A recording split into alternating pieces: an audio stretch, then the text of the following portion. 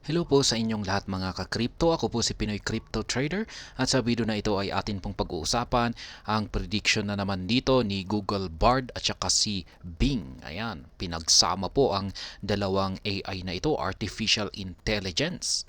Ayan, para mag-predict ng magkaroon ng price projection para kay Ripple or XRP.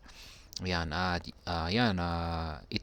ang dalawang AI po na ito ay nagbigay ng kumpirmasyon or confirmation na si XRP ayan ay magkakaroon ng rally yan sa napakataas na presyo na $59,472.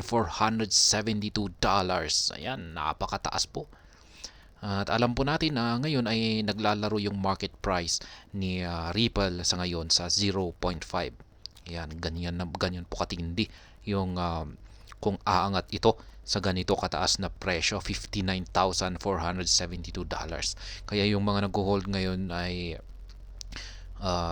yung mga nag-hold ngayon ng XRP tokens, ayan, kung ganyan po aakyat ang market price, kung ganyan po kataas yung aakyatin ng market price ni Ripple ay maski isang XRP token lamang yung hawak mo ay ganyan na rin po kalaki yung talagang malaki ang kikitain mo. At ayan, bago po tayo magpatuloy ay nais ko po munang bigyang linaw ang aking disclaimer kung saan ang nilalaman po ng video na ito ay hindi po ito isang financial advice. For education and information purposes lamang po ang layunin nito. Maliban po dito ay nais ko na rin pong magbigay babala na wala pong kahit anumang group chat ang Pinoy Crypto Trader. Ayan, ang tindi naman ng projections ng dalawang AI na ito. Yan, disclosures from two prominent AI chatbots, si Google Bard AI at saka si Microsoft Bing, suggest that Forbes published an article projecting an XRP rally to $59,472. Ayan, sobrang laki. Pero kailan kaya ito mangyayari? Baka naman na napakahabang mga ilang taon yan, mahabang taon. The XRP community has been buzzing with speculation surrounding this mysterious Forbes article. Ayan. As a result, we turn to AI chatbots Bing and Bard to confirm if such an article ever existed. Yan, Microsoft Bing's revelation. Microsoft Bing chatbot confirmed that Forbes published an article with the title "The New Bitcoin is XRP and it's headed to $59,472. Ayan. Ayon po yan sa inilabas na article or balita ayan, ng Forbes kung saan ay pinamagatan po nila ito na si XRP raw ang bagong Bitcoin sapagkat aangat daw po ito sa napakataas na presyo na $59,472. Ayan, ang tindi po kung pag nangyari yan. However, Bing claimed that Forbes swiftly removed it after publication. Ayan. Yun nga lang at tinanggal lamang daw kaagad ni Forbes yung article na ito. Ayan. Kasi mukhang parang hindi po kasi makatotohanan. $59,472. Ayan. Ito po yung sinabi ni kasi kinumpirma po nila ito kung totoo na nangyari ito. Kinumpirma po nila ito kay Microsoft Bing at sabi ni Bing ay ayan nga, meron siyang confirmation na meron nga silang pinublish na article tungkol dito. The article's content, which predicted a substantial price surge for XRP, ignited debates within the community. Per Bing. Yan. Bing's response indicates that the article's removal triggered curiosity among readers and crypto enthusiasts. Ayan. Talagang pinag-usapan yung naging prediction dito ni yung naging prediction dito na yan napakalaking market price na pwedeng akyatin ni Ripple sa hinaharap. Yan, nagkaroon na rin ito ng debate sa community ni Ripple. Talagang pinag-usapan ito at mas lalo pang nagkaroon ng curiosity ang buong community ng dinilit ng Forbes. Yan, yung kanilang pinublish na article tungkol dito. Kaya nagkaroon ng maraming napaisip na mga readers at saka mga crypto enthusiasts kung bakit nila ginawa ito. Pero sa aking sariling opinion ay dinilit siguro ito ng Forbes dahil parang hindi po kasi makatotohanan yung projection na ito. Ayan, siguro ay maraming hindi naniniwala kaya baka iniisipin nila na nanloloko lang yung Forbes or wala na talaga silang ma-content kaya ganyan. Kaya siguro yan ang dahilan kung bakit nila ito dinilit. Yan. While the exact cause of the article's removal remains undisclosed, speculations run wild. Ayan. Hindi ro po linabas ni Forbes kung ano ang dahilan kung bakit nila ito tinanggal. Some believe it may have resulted from standard editorial procedures, while others suspect potential legal or regulatory concerns. Ayan. May mga haka-haka po rito, mga nagsasabi na maaring may mali sa standard editorial na procedures nito. May hindi nasunod. Or yan, may yung mga iba naman ay baka naman ay meron daw itong linabag na or maaring magdulot daw ito ng hindi maganda sa legal or regulatory na issues. Ayan. Google Bard's perspective. Ayan, ito naman kay Google Bard. Sabi niya rito ay Google Bard's response adds a chronology to the story. Adding to Bard, Forbes did publish an article titled "The New Bitcoin is XRP" and it's headed to $59,472. Bard claims that the publication date was September 21, 2023, but enthusiasts remain doubtful. Ayan. Na-publish po yung article na ito. Ayan, dito kay Forbes noong September 21, 2023. Pero ayon po kay Google Bard, ay yan nga, yung ganun rin, yung aking sariling opinion, ay maraming nagdududa yan sa na maraming nagdududa sa laman ng article na ito. Yan, kasi kung pagtitignan natin, parang napaka-imposible po na mangyari ito. 59 parang napaka-imposible na akyatin ni Ripple ang ganitong napakataas na presyo, $59,472.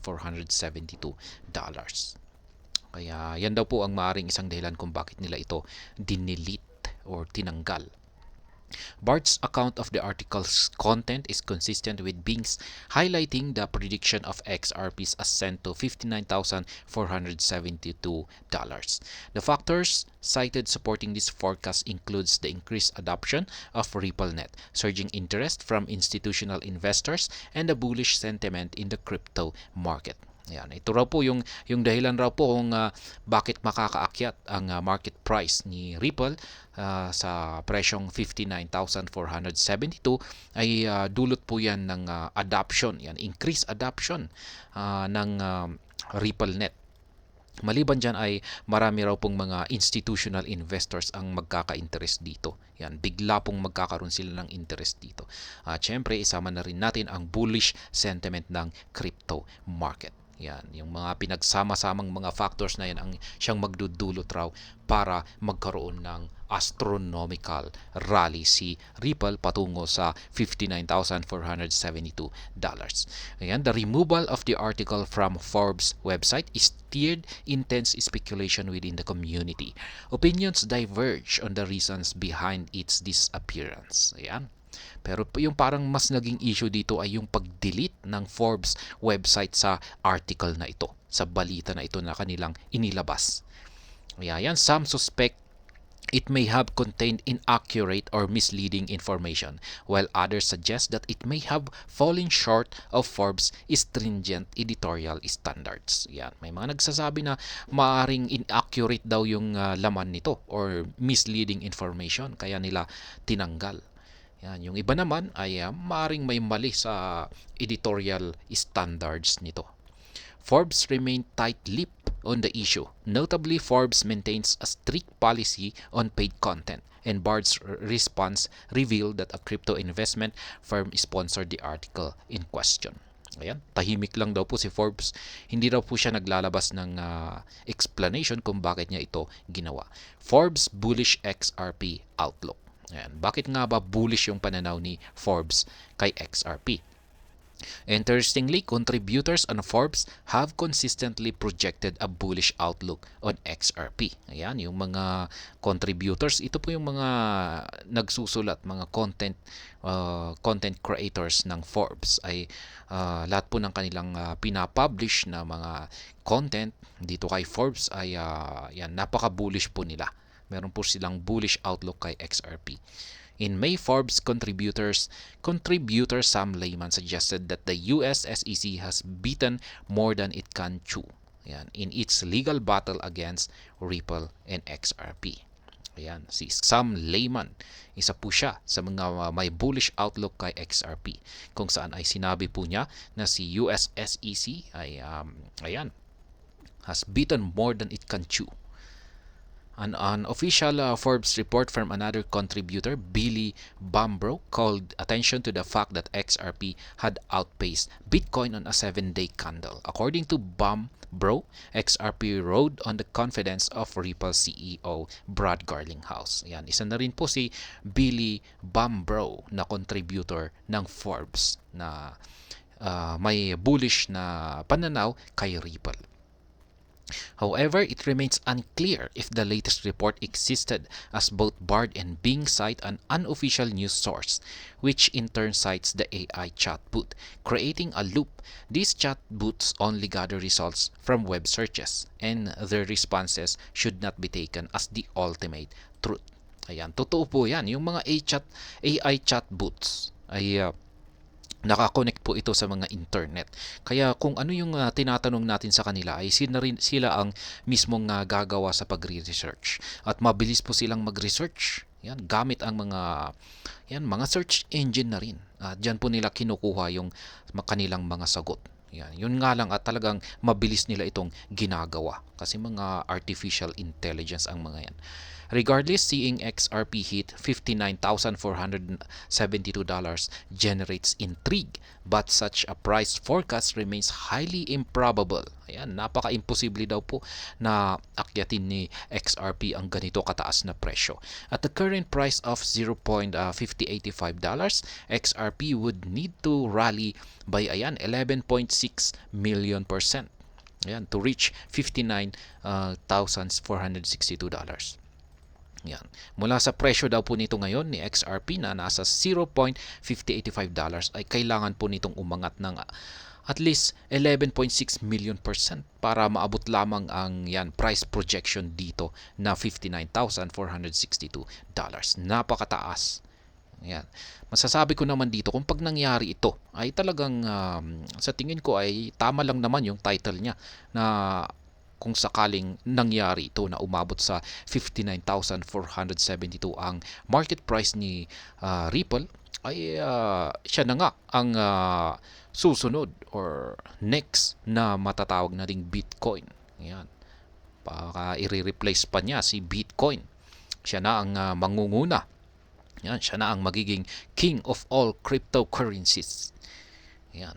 Pero ayan nga, sang-ayon naman ako sa sinasabi ng lahat na nandito na mukhang malabo itong mangyari. Yan, napakataas. Yan, kailangan po niyang magkaroon ng 11% na price increase. Pero nangyari po yan kay mismo yan ay nangyari po yan kay Shiba Inu. Yan, nagkaroon na rin po siya ng milyon na price increase, million % na price increase. Kaya kung pag nangyari yan kay Shiba Inu ay posible na rin po itong mangyari kay Ripple. Yan, hindi po talaga natin alam. Very unpredictable po talaga ang mga cryptocurrencies. At ayan, hanggang dito na lamang po tayo sa video na ito. Sana po ay inyong nagustuhan ang aking paliwanag dito. Kung inyo po itong nagustuhan ay pakiclick lamang po ang like button nito. Para naman po sa mga bago lamang dito, kayo po ay aking inaanyayahan para mag-subscribe. Pakiclick na rin po ang bell icon nito dahil ito po ang siyang magsisilbing notification nito sa mga bago kong videos na akin pong ina-upload sa aking YouTube channel na ito. Marami pong salamat sa panonood. Ingat po tayo lagi at God bless po sa ating lahat.